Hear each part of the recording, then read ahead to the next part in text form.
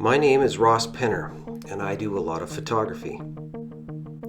If you ever get to know me, it's just a matter of time before I start to show you some of my photos. It's also just a matter of time before one of my tent pictures pops up in the mix. There are many people who take pictures of tents, but it's this specific tent that's unique to my photography. I have collected hundreds of pictures of this tent over the years. It's a project that I've been working on for a very long time. If you ever see this tent on TV or in the news, you can assume that is a Ross Penner photo.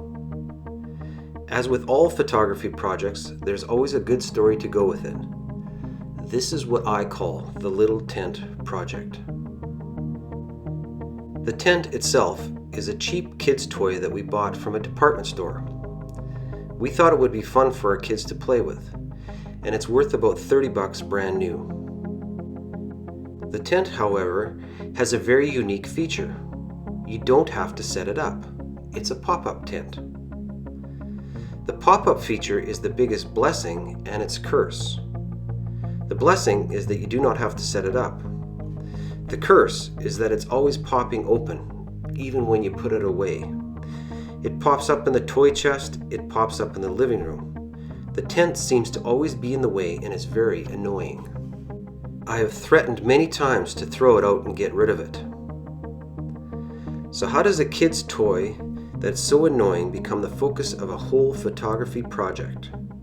It all started one day when we went to climb Chief Mountain. We left later than we should have to climb it. Some of our family members were leaving my parents' place in the morning and we wanted to say goodbye. Also, the hike took longer than we thought because all the trails were wiped out by mudslides from all the rain that year. As a result, the hike took longer than we anticipated. We got to the rock face just as the sun was starting to set. We made the decision to climb the summit anyway. When we got to the top, it was amazing. Chief Mountain is located in Montana, close to the borders of Alberta and British Columbia. It sticks out of the mountain range and sits on the prairies all by itself. When the sun was setting, on one side you could see cities, highways, thunderstorms, and on the other side was a never-ending mountain range. It was like being in heaven. It was amazing. Even though we're all in awe, we knew we were going to have trouble on the way down. We did get down safe and we had many adventures on our way, but that night I got this idea that stuck in my head. Instead of climbing a mountain, looking around, then hiking home, why not climb the mountain, sleep on top, enjoy the sunset and sunrise, and then hike home? I started to talk about this idea for years, until one day my wife had enough. She told me just to do it already so we can quit talking about it. So I booked a flight and headed out to Chief Mountain, with plans of sleeping on the top. I traveled light because I was only going up there for one night. I took extra clothes and a sleeping bag because I knew it would be cold. I took the little tent with me just in case it rained. I thought it might need it for a shelter.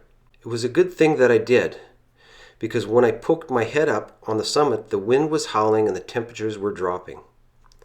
I had to climb part way down, put on dry clothes before heading up. After taking a few photos, I crawled into my sleeping bag and tent to stay warm. I don't know what I would have done if I had not brought the tent. I really needed it to stay alive. The idea to sleep on top of the mountain worked perfectly, even though I didn't get much sleep. It was that day that I took my very first tent picture, on a disposable camera to boot. I did not know anything about photography other than point and shoot. The only thing I was concerned with was getting the photo for my trip. When it came to photography, I only took pictures on holidays or birthdays. Usually my wife would hand me the camera and tell me to snap a few pictures. That was the extent of my photography skills. Many years later, digital cameras were coming out and we bought one to take pictures on our holidays. I was playing with the camera, trying to learn how to use it, and I took this picture of my daughter. The light was pouring in and it was framed by the tree boughs. It just dawned on me, photography is art. So when we headed out on our holidays, I started to take pictures as art. I started to apply all the rules of art that I knew about to my photos. During the 2 weeks in the desert, I got some pretty cool photos even with my cheap camera. I was inspired. When I got home, I decided to go out and buy a good camera. As I had never been into photography, everyone thought I was a bit crazy with the amount of money that I wanted to spend on it. But I had this idea and a vision where I wanted to take this. So I started to work hard at teaching myself how to use the camera. One aspect of photography that I was immediately drawn to was long exposures. I love the feeling and the color that you get from these type of pictures. I spent a lot of my time and effort learning how to take these kind of shots. The next year, on holidays, I saw a picture in which someone had used external lights to light up one part of a mountain on a photo they had taken. I really liked what the photographer had done. I assumed that they were using some sort of alternative light source, like a flashlight. So I grabbed the flashlight and tried it out. This is the photo I got. The idea of adding light to long exposures opened up a whole new world of creativity for me. I started to experiment. What else can you light up with flashlights? Apparently there's a lot of things. Bales, fence posts, trees, old cars, just to name a few. One night I was heading out to Gimli to take pictures on the ice. Because snow and ice are all the same color, I needed something to give my pictures that extra punch. That's when I got the idea that I should take the little tent with me. It's easy to carry and very colorful. It worked so well that I started to use it a lot in my photos. The number of tent pictures started to grow. After a while, the tent became famous. People would start to recognize it when they saw it on TV or in the news. I know that tent. That looks like a Ross Penner photo. And it was. When people talk to me about my tent pictures, I get asked a lot of questions about what I do. The most common question I get asked is, do you sleep in the tent? I only slept in the tent once. Because it's a kid's tent, it's too small for me to sleep in. If I'm going to the backcountry, I will carry 2 tents. One to sleep in and the other little tent to take pictures of. You just can't beat the portability and the color of that tent, so it is worth the effort for me. The second question I get asked is, what are you going to do when the tent wears out? Well, the tent is getting a bit ratty, but someone bought me another one at a thrift store, so I actually have 2 tents. All projects have a life cycle, so I don't think that I'll take pictures of this tent forever. The day will come when I will retire it. I don't use the tent every time I go out shooting. There are certain times and places that the tent is a perfect addition to these pictures. The third most asked question is, how did I get the tent there? This one always makes me laugh. I always try to put the tent in the most unlikely, most precarious, and hard to get place that I can find. As a result, sometimes I have to swim to set it up. Sometimes I have to rock climb to where I want to put it. Sometimes I have to go way in the backcountry for the perfect shot. Sometimes it takes a ton of effort to get the picture. There is a reason for doing that. In Canada, we have this concept of true camping.